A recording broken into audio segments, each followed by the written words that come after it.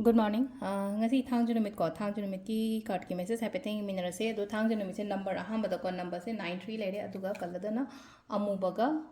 makhet machu ko haidi black and purple gumba minus shina bibe ko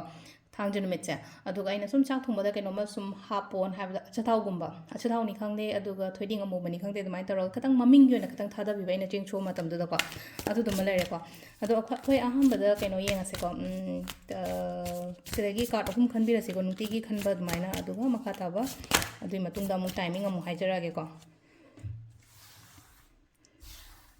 ado sidagi 3 cards lothoase card number 1 card number 2 card number 3 ko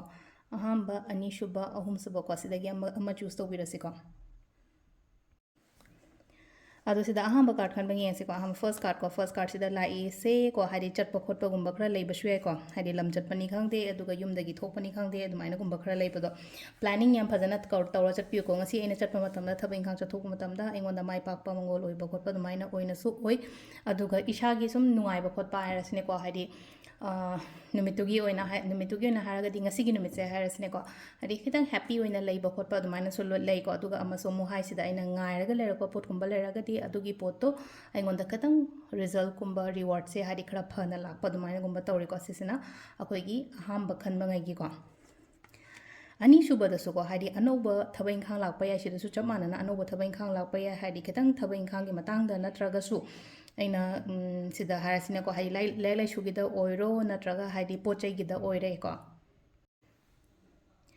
aingonda changakpa adumaina oina oibado hadi pot oiro mit adagi akogi mani harasine ko samna hada pesangsa oiro omo oiro changakpa lakpa khotpa adumaina oina oiri ko samna haba samna haba good news kumba kai gumba hadi expect toroga lebe ai ko ngasi gi numit number 2 khanba ngai gi oina hairagadi ko aduga third card khanba ngai ga third card sina khara section biro ngasi gina chathok ko matam da ko chathok ko soi bangam da na bagi damakta hai tare ko mi khana bo mi ga hai tare ko hadi kitang nuaina da ba khota ba adumba su yaw da na ba hadi ngasi gi oina kitang careful oina layo ko ado chatpa khotpa matamda hadi lightin khoirama kholaga adwaina gumba chatpiyo ko aduga timing sine ki pung 3 minute 3 dagi 3 minute yankai manga phang lere dagi 13 minute 3 daina 3 minute kun manga phang lere konung dawaram ge adagi mu 3 minute 9 dagi na 3 minute kun manga phang lere adagi mu 9 minute ni pum doidana 13 minute 3 phang lere aduga next day nongalam dagi na 3 minute 3 dagi na pung 3 minute kun 13 phang lere ko sisina koi gi ngasi gi oina afaba timing ko ado akoi gi thang jo oibani na ko ngarang su koi gi haidi new moon gi cleansing gumba tawba khopa adu to biramani ko thang jagi na hangai tawba rituals natraga hairi any kind of cleansing gumba tawba khopa ko yum dagi fataba sum energies gumba kai gumba dumaina lathok na bahana dagi dum